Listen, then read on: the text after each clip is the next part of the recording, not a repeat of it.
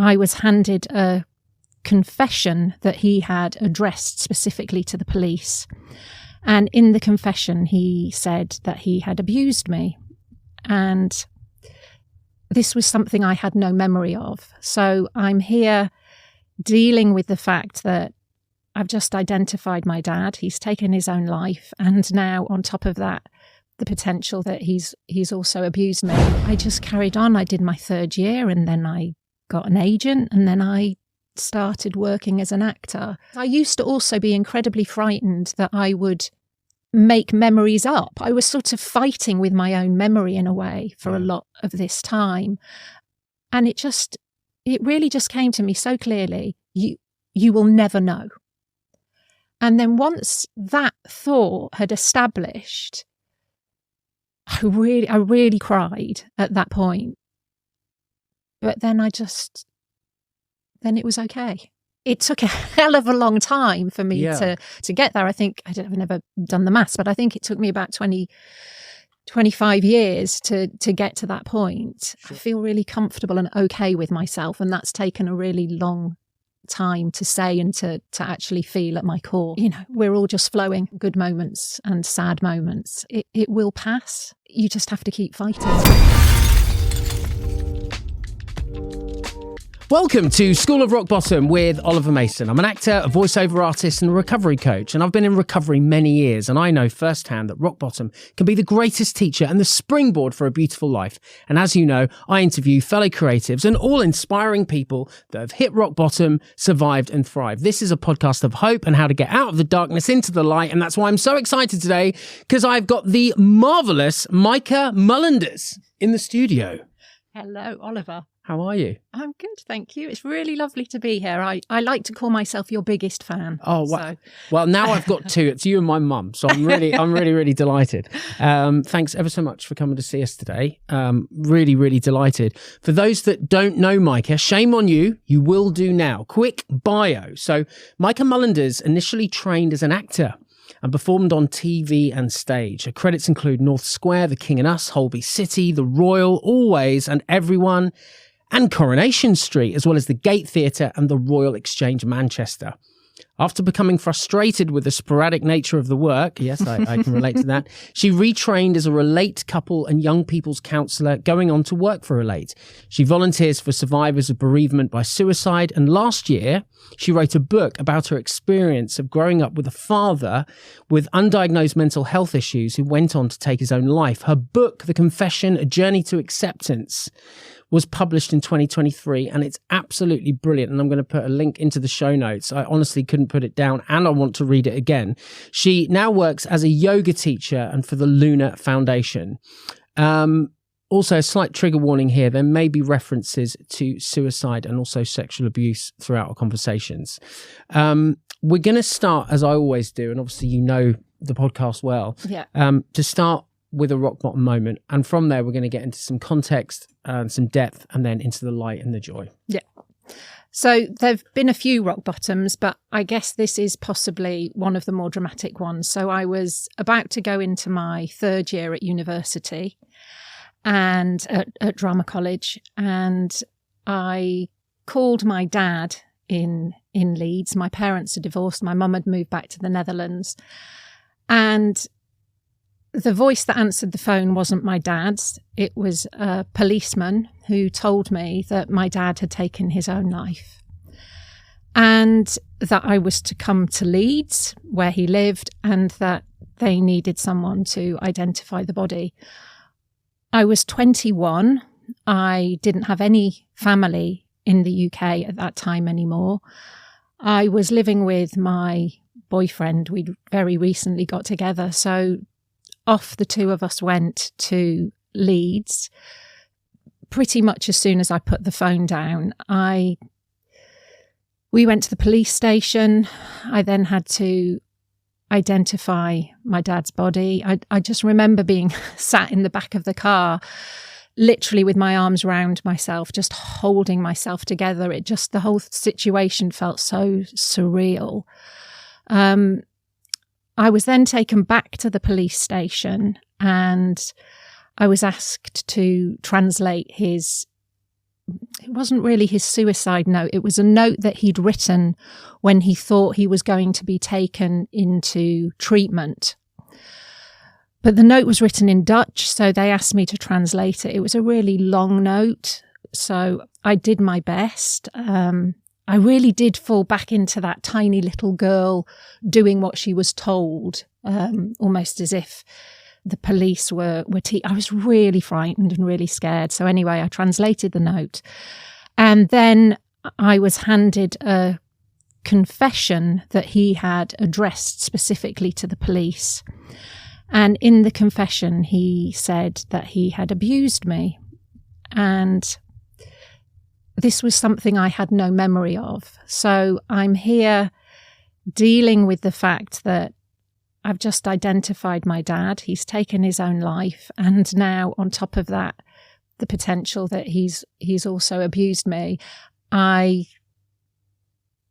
couldn't really feel. I couldn't think. I was just in complete shock. I then went back home to Manchester that evening and my body gave up in a way. It just started to shake and it wouldn't stop. And the doctor was called and he diagnosed shock in that moment. And I just remember, you think the most banal things in those moments. I just remember because he said, "Have you got any alcohol? Can you give her a drink?" I just remember thinking, oh, I'm in an episode of EastEnders, it's all too much for her. Give the girl a drink. So yeah, that was the day that I say it's one of my rock bottoms because my dad had made previous attempts on his own life, one when I was 11 and one when I was 18.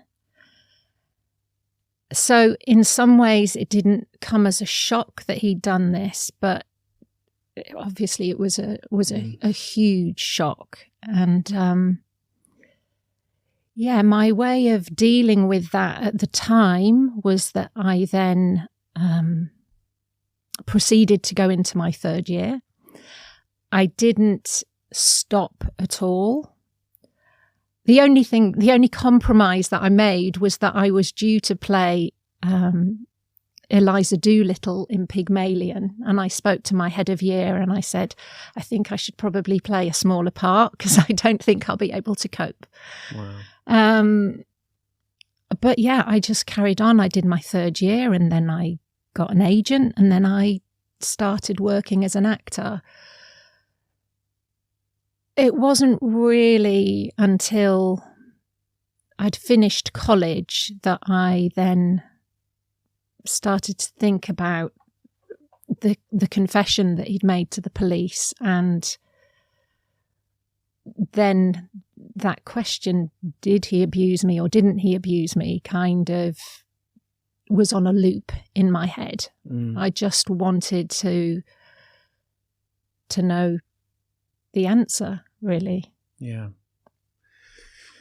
An awful lot to unpack there. Yes. It's almost difficult to know where to start. I mean, reading your book, I can put it down. It was so in depth with so many different layers and subplots and things linking. And it's like, where does one start? And I think before we go back to a lot of stuff there that you've mentioned, which we need to come back to and focus on, I just want to go back to another moment. And it was a moment in the book that I literally sort of had to draw a breath. And I think it really gives some context on what you'd been through. When you were 11, and you were sat down by your parents and told that your dad's going to kill himself tonight, essentially. Yeah. And there's kind of echoes with the Eliza Doolittle, because in the book, at least, obviously you can qualify your own interpretation of it now, but in the book at least, your next thought was, well, I've got a ballet exam tomorrow and you had to go to a friend's house. And it genuinely shocked me, that bit in the book. And I felt just immense compassion for you. I was just like, wow, imagine at 11 being sat down and being told, right, this is what dad's going to do tonight. And then you went off to a friend's, and I wondered if we could just go there for a minute. I mean, I can imagine it's incredibly painful to do, but I mean, what's your what's your sense of that now after a long period of recovery, going back to that 11-year-old? Yeah, it really does feel like a long time ago. Yeah. And I think at that point I just disassociated. I think it was just too much. I knew my dad was really sad. He used to cry a lot. You'd know as soon as you walked into the flat what kind of mood he was in, depending on the music that was playing. We moved to England when I was 5, and from that point he never worked again. So he was very isolated and very lonely. But yeah, my parents basically said to me that life was too much for my dad, and that was why he was going to do this. And I guess the strange thing was I didn't question it. Now I sort of, if someone said that to me now, I'd sort of try and help them, or but I didn't do anything. I just accepted it. I said bye to him. I remember hugging him goodbye, and I remember thinking, this is the last time I'm going to hug you, and how strange that was. And I also remember being aware that he was watching, rather than being engaged in the hug with me, he was watching more to see what my mum's reaction was. I don't know in retrospect if he was hoping that she would step in and try and stop him. But yeah, I think I just very much disassociated. So there was my home life and there was school. Yeah. And I loved school and I loved ballet. I loved dancing, all these things that were just very outside of the experience of home. And I guess I was probably a very different child in both those places. Yeah. Yeah. I mean, I've used things in the past to detach from pain, I guess. And I've used substances, alcohol. I've spoken quite openly about this on this podcast. That's not part of your story, but it seems like perfectionism, keeping busy, disassociation. I mean, these things can be as destructive because obviously you're still sort of numbing yourself by, in other means. What was the kind of sort of negative effects of that, of not being able to process? I mean, at 11, you can't really process it, can you? I mean, I just can't imagine how that manifested going forward for you at 11 with such a painful incident. Yeah, I as I say, I just accepted it, although somewhere I must have known that it was really strange because I never spoke to anybody about it. Yeah. But yes, I started to try and control everything that I could. Right. And I tried to be a really, sort of say in inverted commas, but good girl. Right. So that my dad would not do this again. I tried to appease him in any way he could. If I felt that he didn't want me to do something, I simply wouldn't do it. So I didn't ever have a teenage rebellion. Yeah. I tried to be really perfect, for want of a better word, and that expressed itself in everything. How I tried to do my schoolwork, how I presented myself, how I physically held myself. I mean, I did a lot of ballet, so everything was sort of very upright, very tense, very held in. And I think I really didn't know what relaxation was. I didn't know what sort of abundant joy was. And actually, if I'm honest, that sort of complete just abundance of silliness or whatever, I still struggle with that today, know.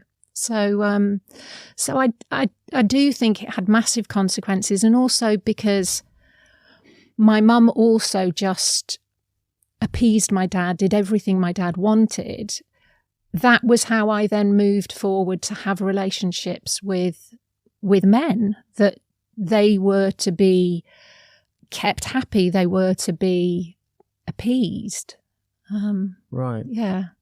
It's quite interesting. I was reading up on something about this idea that, if you've been wounded as a child in some way, that seek out relationships that will try and kind of rectify that wound, and then you kind of like seek partners that maybe reflect that from your childhood. Is that too a simplistic line to draw? Were you sort of picking relationships with men that you were trying to fix, maybe? Have I read into that wrong? I don't know. I think I had a massive fear of being abandoned. Right. And very little self-worth. Yeah. So I didn't really, it sounds completely crazy, but I didn't go into relationships going, do I like this person? Do I have feelings for this person? It was very much, if someone indicated that they liked me, then that was enough. So it was never about what I was thinking or feeling. It was always about the other person. It was a very sort of adaptive personality. Yeah. We had obviously a coffee before we came in here, and I sort of gently asked the question and asked you about whether you were comfortable me asking you, and obviously you've talked about it in the rock bottom about whether or not your dad did abuse you or not, because you had no memory of it. And I rather flippantly, and you were very gracious to answer, kind of asked where you were at now with it, and you said something along the lines of, it doesn't matter. Mm-hmm. Now, obviously, that's taken an awful amount of work to get to that place. But where we kind of left at the end of your rock bottom a moment ago is slightly on a cliffhanger of you now trying to figure out whether it happened or not. Just briefly sort of take us on that journey of, wanting to find out and now being in a place of kind of neutrality, it sounds, around it a bit more. Yeah, so I guess I must have been about 22 when I left drama college then. And it's that place where you're not working, there's more time. And so I was like mulling this over in my head. And I thought, well, maybe I need to go and see a regression therapist. Maybe they would be able to regress me to a point where I would have an answer. So I went to see somebody, and I just wanted an answer. And I think I was probably very challenging for this woman to work with, because I was just after my answer, and I think she was trying to take care of me as we went through the process. So we did some regression work, and it sort of came out the times when, the ages that I was when life had been challenging, but I didn't really come out with any more of an answer than that. So my dad in the note had referred to the age of 7. When she did the regression work, the age of 7 had come up, but there was still no,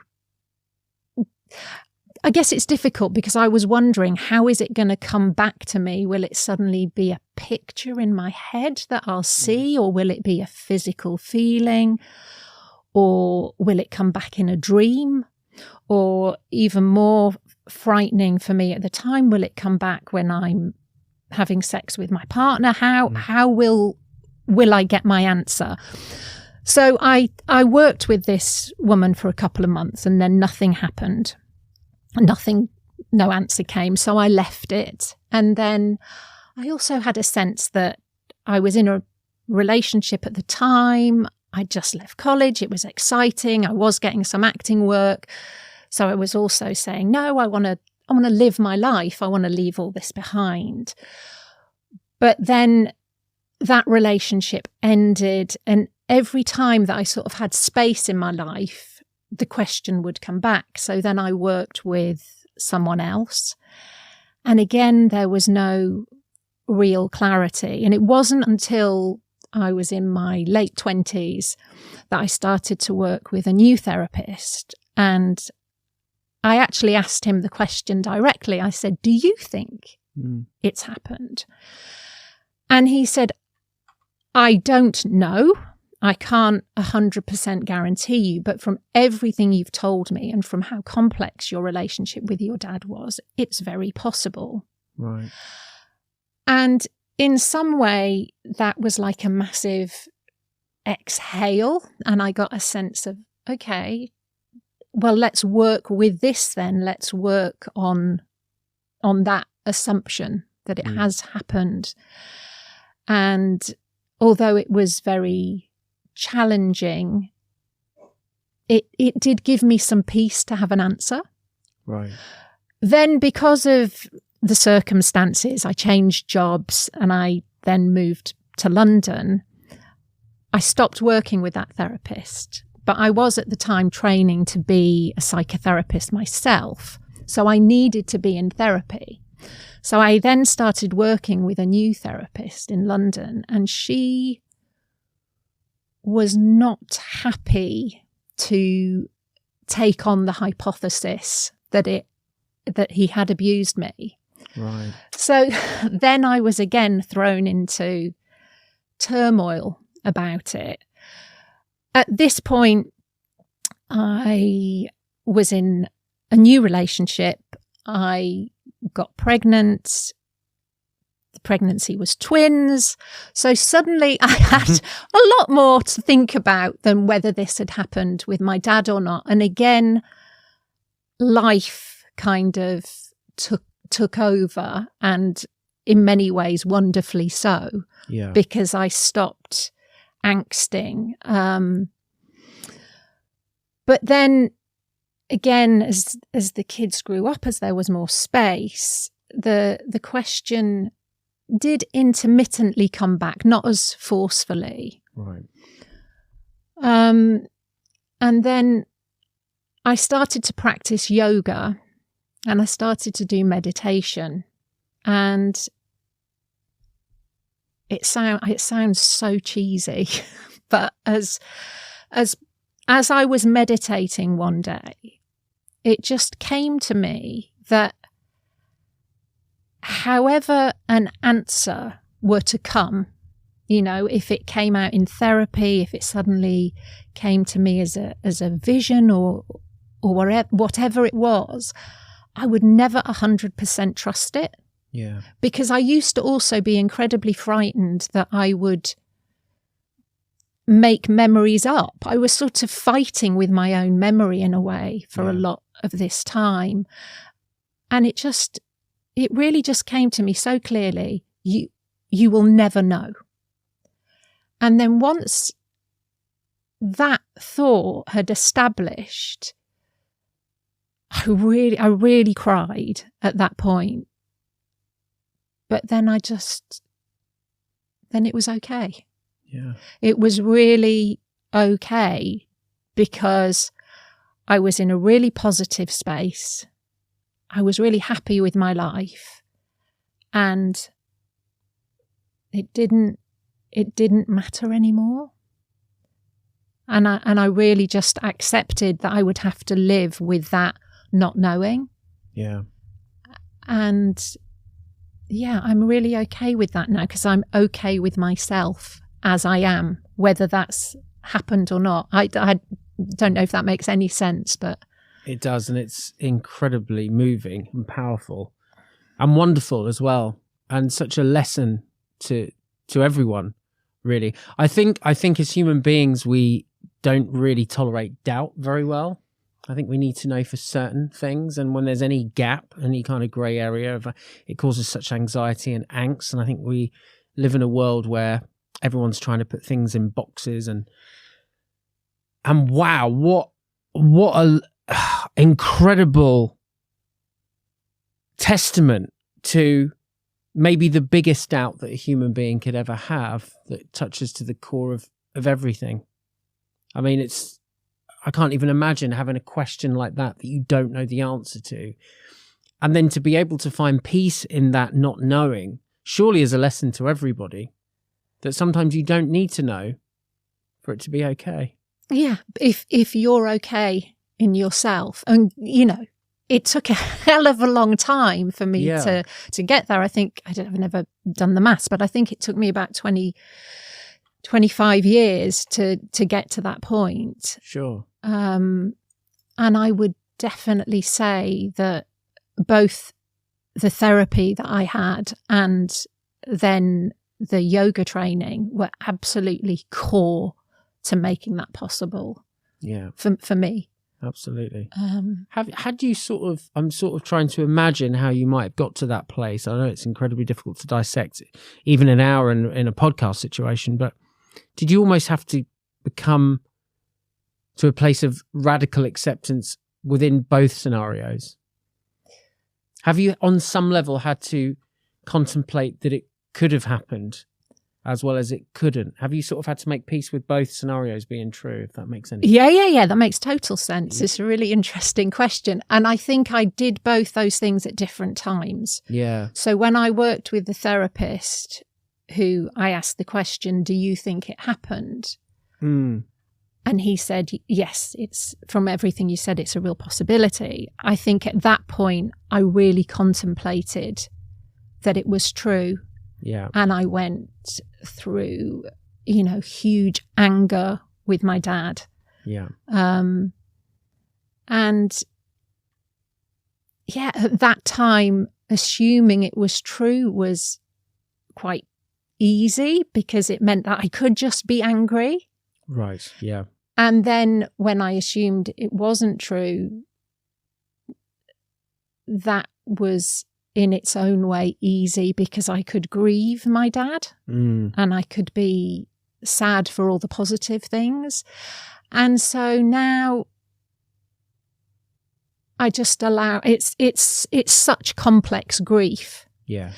That I allow myself to fluctuate between those things depending on where I am. So he passed away on the 23rd of August, 1994. So that was recently 30 years ago. Yeah.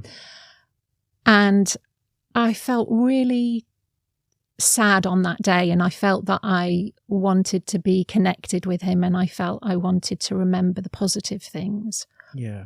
On other days, when I'm struggling, maybe, or when other issues are flagged up, I allow myself to be angry with him. Yeah. I think the big difference is that I now give myself permission to have both those feelings, to have the love and the sadness and to have the anger and the frustration.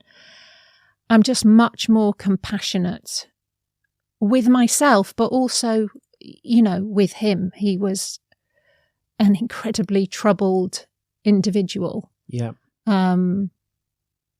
So yeah, it really is about allowing both those sides. Something that we do in the recovery community with, obviously your circumstances are quite unique, but being able to try and, when people harm us, and obviously we don't know exactly if the harm happened, but even with the suicide, which obviously did, being able to see people in those more extreme circumstances as unwell, and being able to find compassion in that way.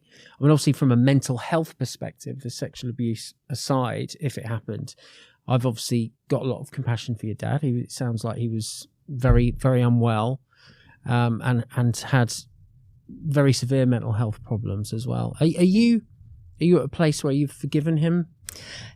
Forgiveness is a really big word. Yeah. I knowingly used the word acceptance in the title of my book. Yeah. I accept what's happened.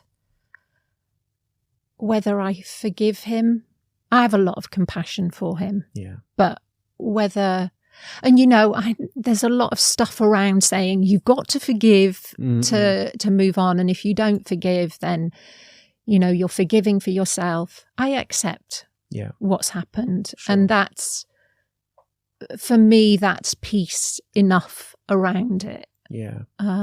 It's interesting because when I was reading your book, I can't remember which therapist it was along your journey here, and it was a long journey. You said something quite interesting to me over a coffee, And sometimes I'm guilty of this in the intro. People have hit rock bottom, survived and thrived. Like, you hit rock bottom and you bounce back and it's full systems go. Yeah. And obviously it's not like that. And you said yours was a very small climb out of rock bottom, a lot of work, and thank goodness you got there and you're here and you're helping other people and you're an inspiration to everyone. So vulnerable by writing this book, and we'll talk about that in a moment. But it's interesting, that moment with the therapist on that journey who suggested that maybe you'd been neglected by your dad as a child, and being quite sort of, you took umbrage with that. I did. Yeah. Which is interesting, because when I ask you about the forgiveness thing, you go, oh, that's a hard word. I almost expect you now, with hindsight, to go, yes, well, he did emotionally neglect me, but do you still feel that way, that there wasn't any neglect? How do you look at it now? Oh, I think now I can see that there was definitely emotional neglect. But I think at the time, I wanted my parents to be amazing people. Yeah. So that there's that sense of, well, I spring from amazing people.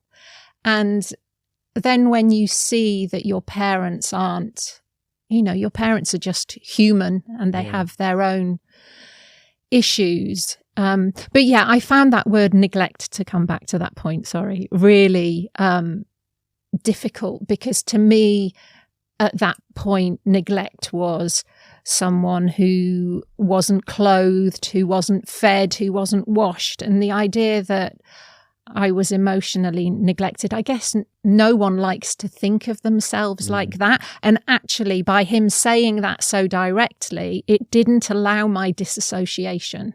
Yeah. Because it sort of just put it right in front of me. Right. Whereas it was easier to sort of not use those kind of words. Yeah. Having had such a huge kind of, gargantuan area of doubt around whether the abuse happened or not, and now getting to a place of acceptance, does the kind of mundane stuff in life where there is elements of doubt, I've sort of kind of imagined you now kind of like skipping through life, because you know what, like having dealt with that, you can almost deal with anything. How are you with doubt and anxiety and things not being black and white now? I'm just interested, particularly with what you've gone through with what we've been talking about. Yeah, I only wish I was like that, skipping through life. That'd be lovely. Yeah. I still worry about things, and I still get anxious at times. Things still trigger me sometimes. Right. But I think I've got a lot better at putting it in perspective, and I've got a lot better at talking myself down. I'm aware when I start to spiral, when something's caught me. And one, I just simply do a lot of yoga techniques, like I'll plant my feet in the floor, I'll go to a class. That will really help me. Or I'll talk. And I think the thing that made my childhood so hard was that I was really, really isolated. And I didn't... And no siblings, right? No siblings. Well. Yeah. So I've got a few good friends, and I will reality check things with them. And they'll go, no, Maike, that's ridiculous. Or they'll go, no, you've got a point. So yeah, I think because I no longer need to present this sort of perfect front. Yeah. I can just be vulnerable, and I can say, I'm unsure about this. What do you think? And right. I really do have some really good friends that I can check those things out with. So the perfectionism now is much more manageable, it sounds. Totally. That's good. Yeah, definitely. I think that, there was a point when it was like people were coming round and I'd be like cleaning the house or what, just completely unnecessary. Yeah. And of course then sound like my wife there. Someone's coming around, deep clean, like 10 hours. But the sad bit of that was that then, that would reflect on the kids, on my husband. I'd be like, you need to be perfect as well, you know, and that's really not healthy. So yes, I have moved away from that quite a long time ago, although they might say slightly different. Let's not talk about that. Now, obviously, you're a master of yoga these days and a yoga teacher. I mean, I did yoga at drama school. I wasn't particularly great at it. I found it incredibly relaxing and grounding, and I do have a spiritual side to my life these days. So I totally kind of get it on a kind of on an academic level about how it can be. But for you personally, it sounded like it was incredibly healing. What about it in particular was so powerful to you? I think because you didn't have to be perfect in yoga. Right. Interesting. So, you're saying I wasn't particularly good at it. I think everyone's good at it. You just have to, I can sort of feel myself taking the stance as I'm talking. But you just have to accept the limitations and the edges in your own body in terms of flexibility, strength. And that was really good for me. I'd watch other people in the class and go, oh, they can do that really well. I can't do that quite as well. But that doesn't matter. And I think in terms of the one word that really helped me in yoga is ahimsa, which means do no harm. And that does like the Hippocratic Oath, kind of similar. Yes, absolutely. But not just do no harm to others, do no harm to yourself.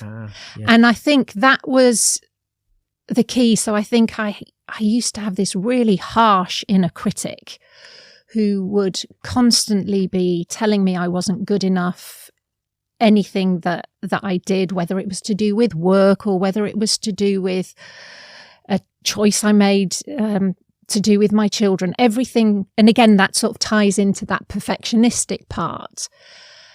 And so when I started to think about do no harm, I just realized that inner critic was really brutal and that I was speaking to myself in a way that I would never dream of speaking to anyone else. Yeah. So that then really started to soften and I became much more compassionate towards myself and towards other people in that space. And then, my kids would say, oh, she's off again. But, if someone does something that they dislike, I'll often go, well, what do you think the trigger was for them? What was behind that? Look a bit deeper. Yeah. People don't tend to do things to be upsetting. There's something behind that. Yeah. So is there a sort of spiritual element to your yoga practice? I mean, you don't have to answer that. It's quite I mean, I've been very personal for the last 5 minutes now. Don't stop now. Don't start now, but I'm just curious if there is, do you sort of feel like you're connecting to a sort of like a power greater or something like that, or is it much more sort of being in your own body? I'm being a bit simplistic maybe with my for me, I think it draws me into myself. Right. And it connects me to my source. Yeah. I would say. Yeah. But at the same time, there is also something about doing that in a room with other people and everyone doing it in their own way. I think people often get frightened when you say, oh, I meditate or I do yoga, because they have this assumption that there's going to be an expectation for them to experience something particular. I think just allow yourself to experience it as you experience it without expectation. What I do remember, sorry to interrupt, one thing I do remember about doing it, and I want to do it more at drama school, is it would switch off the thinking. I'd just be present in the moment. I remember feeling very mindful about what I was doing. I think that's the thing that initially hooked me in. Right. That it just switched that voice, that inner critic off. And so the way I like to teach now is that I like to do quite long flowing sequences so that actually you're constantly going, okay, what's coming next? So that you really do switch off and you just come into relationship with your body. It's amazing. I mean, you know, looking at your performing arts career, I mean, you got some fantastic credits here. You said in your book that you got a little bit tired of the sporadic nature of the work, and I think it was actually in your intro as well.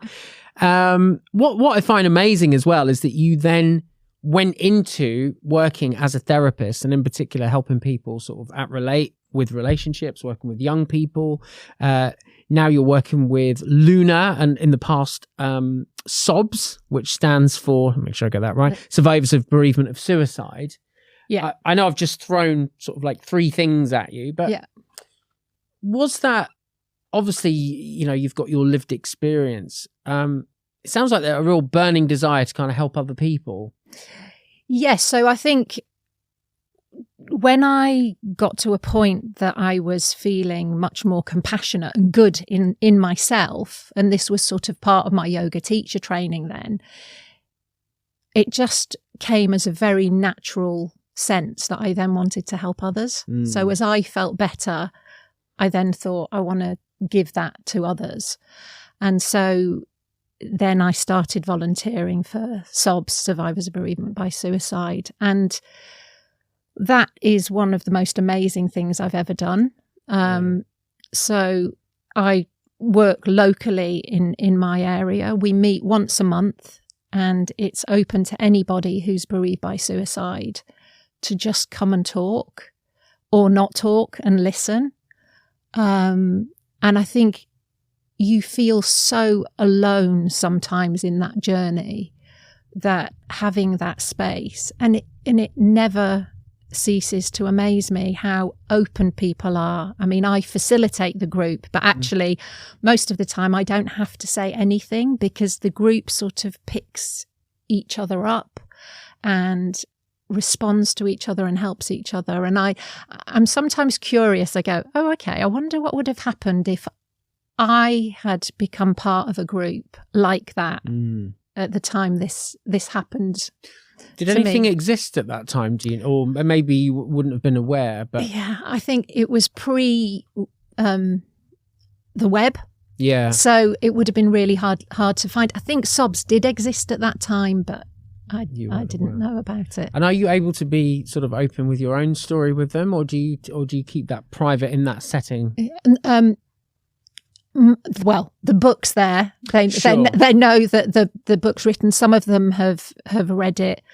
I guess I only use my own experience to reassure them sometimes. Yeah. But it's not a counselling group, so it's very much peer support. So everyone is there helping. So you basically share it if you feel it's useful in that moment. Totally. Yeah. Yeah. Which I suppose might have been different to maybe when you were working for Elate. I suppose you were much more in a kind of... Yeah, you're much more boundaried in that situation. Yeah. That must be quite nice to be able to be in an more unboundary scenario. I've done both within addiction treatment, and most of the work I do at the moment is going into treatment centres as kind of more of a recovery coach, where I can just be like, yeah, this is my story, I've done that. And there's a lot of therapeutic value in that, isn't there? Absolutely. You know? So I think I found it really strange at first, having been a counsellor and all those boundaries being quite regimented. And it took me a while to ease into that. Oh, okay, no, I can use bits of my story in this scenario as well. Yeah. But just aware of time before George kicks us out, our lovely producer here. I mean, I can't think of... I mean, I've had lots of guests who've had incredibly difficult childhoods, and yours is obviously no different.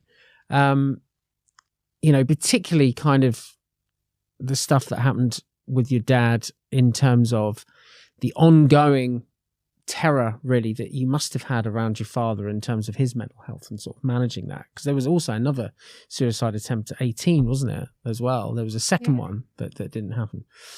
You really are kind of an amazing inspiration, I think, for anybody that's still going through and working through stuff from childhood, whether it be direct themes that you've talked about today or just in general terms.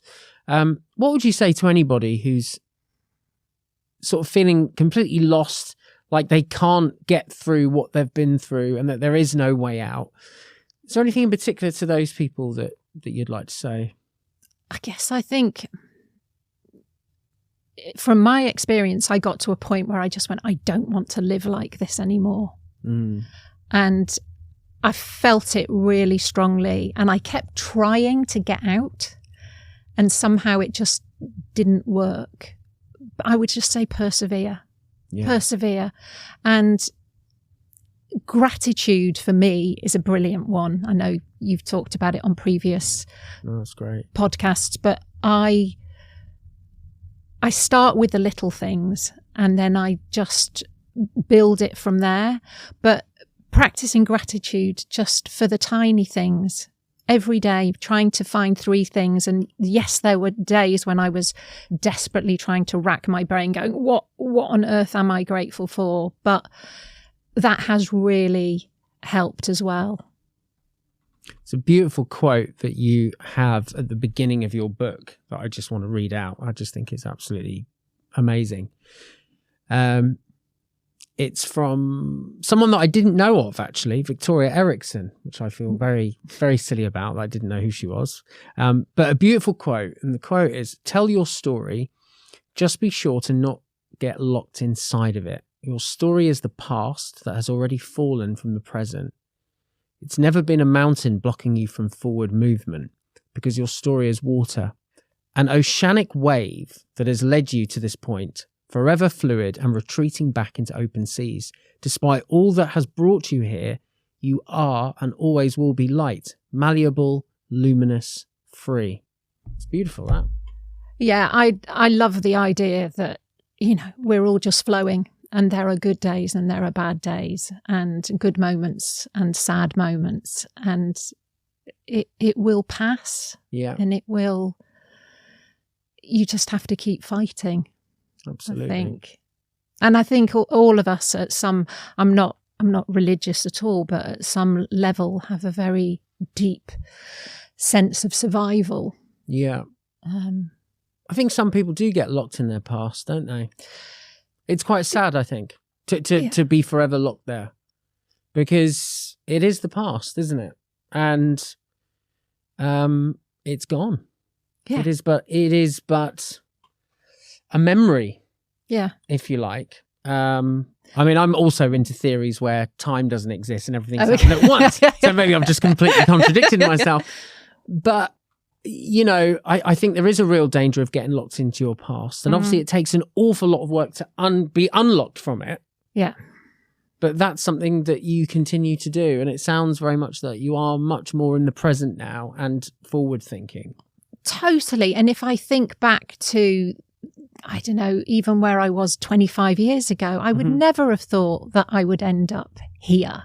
Yeah. And I think, obviously getting older helps. I do now have a sense of just take the risk. Yeah. I think I got so tired of being frightened of everything that I just thought, I don't want this anymore. This isn't how I want to spend the next half of my life. Yeah. But 25 years ago, I never thought I would have been here with a family who are, they are my everything. Some people would say that's wrong to say, but that's how I feel it. Yeah. So just keep putting one foot in front of the other. Definitely. Is the. I think the ninja move. I don't want to make it too simplistic, but for me, the ninja move is about, yes, the past has been difficult and horrible, and particularly on this podcast, lots of people have had excruciating rock bottoms and had really difficult times and in the rehabs. But if you can learn from it, and if you can actually make that so that your light shines even brighter, there's something about people that have gone to the darkest of the darkest moments. They just come out brighter than everybody else, I think. Yeah. And I know without the stuff that I'd gone through in my past, I wouldn't be the person that I am today, and neither would you be. As awful as it's been, you've used it as a force for good. You've gone to help others. You've been incredibly vulnerable by writing this book. It's going to help so many people. And if you hadn't experienced what you'd experienced, then you wouldn't be sat here in front of me now doing this, helping others. It's a real double-edged sword, isn't it? Absolutely. And I can honestly say that I accept it, and I feel really comfortable and okay with myself. And that's taken a really long time to say and to actually feel at my core. So yeah.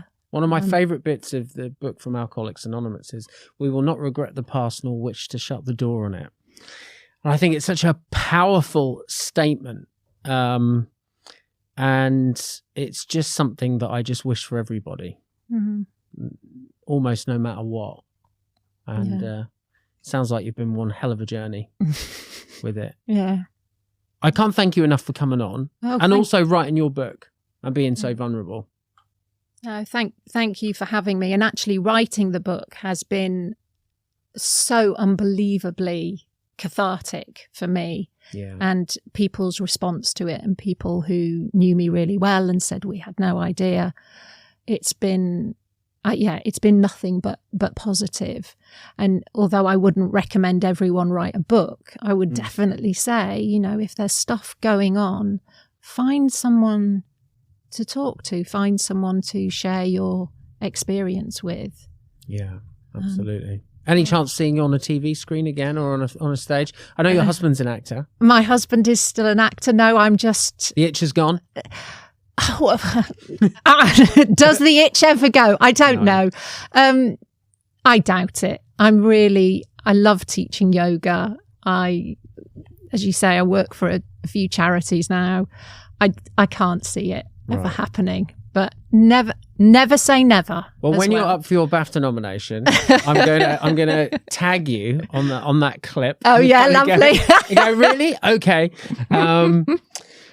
Maike, thank you so much for coming down today. No, thank you. Really appreciate it. I can't believe we're out of time. Guys, please head to the show notes now. Loads of links on where you can find Maike, and obviously her amazing book and all the work that she does. Just a reminder, if you're listening or watching this on YouTube, hit subscribe, hit like, share this with someone that you think this might help. Spotify, it really helps me if you give us 5 stars. That would be great. Hit follow. Apple the same. There'll be a little thing popping up if you're watching this on YouTube now with a call to action where you can hit subscribe. And as always, and I've not let you down yet, I will see you in 2 weeks' time. Until then, look after yourself, and thanks for watching or listening.